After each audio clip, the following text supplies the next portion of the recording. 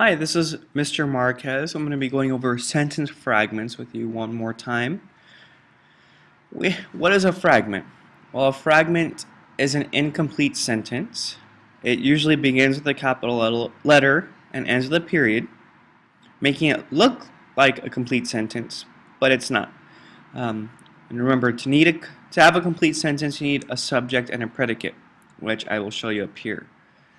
Let me find it real quick. Okay, to write a complete sentence, you need a subject and a predicate. The most important word in the subject is a noun. Every predicate needs a verb. So we need a subject and a predicate.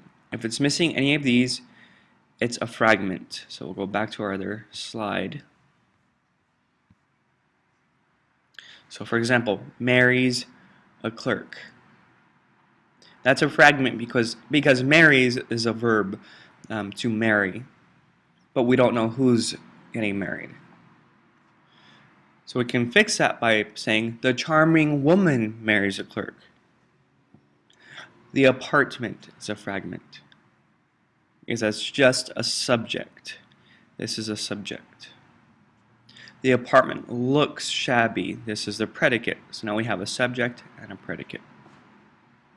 The stew in the pot. Ask yourself, is this a subject or a predicate?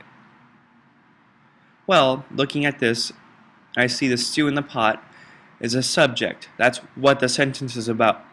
But we're missing what the subject is doing. Well, if we look over here, the stew simmers in the pot. So we have the stew, the subject, and now we have it doing something, which is a predicate, simmers.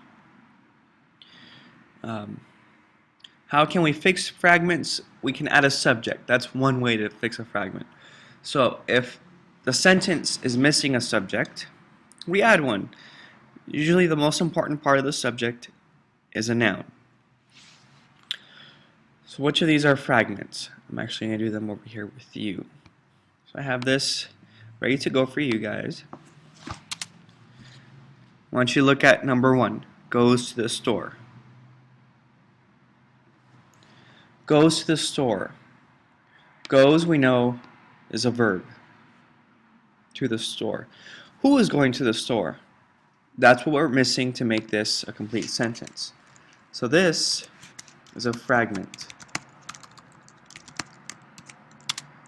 Mr. Marquez goes to the store. And you just see how I added a subject, Mr. Marquez. I can also do something like this. The willow wild boy goes to the store. So I've added this as a subject, the willow wild boy. That's a subject. That's who the sentence is about. If I want to take this one more practice,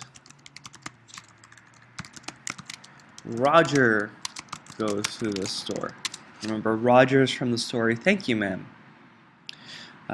Dresses plainly. Dresses is a verb. We're missing a subject again. So it is a fragment. Who dresses plainly? Say Matilda dresses plainly. Matilda is from our story, The Necklace. Number 3. We have Matilda and her husband. That's a subject. That's what the sentence is about. What are they doing? They eat. So that is a complete sentence. We don't need to change it. Very good. Now, how can we fix 4, 5, 6, and 7? Take a look at number 4. Do we have a subject or a verb in this sentence? We do have a verb. Gets. Who gets an invitation? That is what is missing from this sentence. Again, this is from The Necklace, so we can use Matilda, how do you spell Matilda? Matilda's husband gets an invitation. So now I have Matilda's husband as a verb. I'm sorry, Matilda's husband is a subject. What does a subject do? He gets an invitation. Let's take a look at number 5. Buys a new dress for the party. Okay. What is a sentence about? Who or what? Some of you might look at new dress and think, oh, this is a noun. This must be the subject. Yes, new dress is a noun, but it is not the subject. We're looking at the verb. Well, who's doing the buying? Who is the one buying the new dress?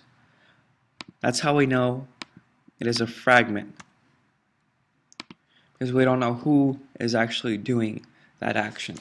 So again, we're going to say Matilda buys a new dress for the party.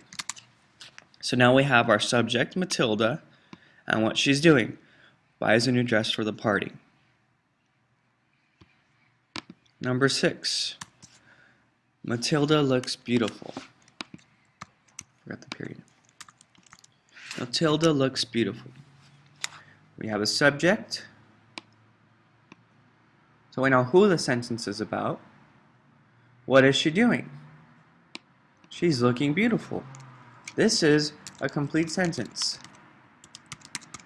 No changes needed. Now let's look at number 7. Dance around the room. I don't know who this sentence is about, and I don't know what it's about, but I know what they're doing.